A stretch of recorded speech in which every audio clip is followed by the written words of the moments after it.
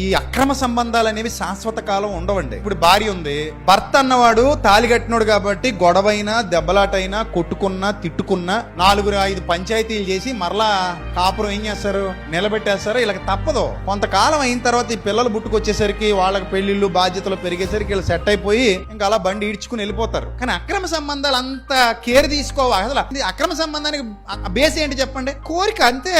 అది తీరిపోతే అయిపోయింది, అక్కడతో అది సంతృప్తి అయిపోయింది, సంపూర్ణం అయిపోయింది. అక్రమ సంబంధానికి ఉన్న బేస్ ఏంటంటే నేను నీతో సెక్సువల్ గా ఎంజాయ్ చేయాలి. నా జెండర్ నీ జెండర్ వేరు జెండర్లు కాబట్టి, నువ్వు స్త్రీవి నేను పురుషుణ్ణి కాబట్టి మన ఇద్దరం కామవాంఛలు తీర్చుకోవడానికి కాసేపు ఏకమవుదాం అనుకుంటారు. కాబట్టి కళ్ళ దగ్గర మొదలవుతుంది. ఆ కళ్ళ దగ్గర నుంచి శరీరాలు ఏకమయ్యే దాకా వెళ్తది. అక్కడ నుంచి తప్పుల మీద తప్పులు జరుగుతాయి. కొన్నాళ్ళు గడిచిపోద్ది. ఆ తర్వాత భర్త దారి వేరే వాడు ఇవ్వలేడు, భార్య దారి వేరే అమ్మాయి ఇవ్వలేదు. అర్థమైందా? ఆ తర్వాత చాలా రిస్క్ ఎదుర్కోవాలి. కోరికలు ఎంతకాలం ఉంటాయి? కొంతకాలమే ఉంటాయి. తర్వాత ఆటోమేటిక్ గా కోరికలు తగ్గుతాయి.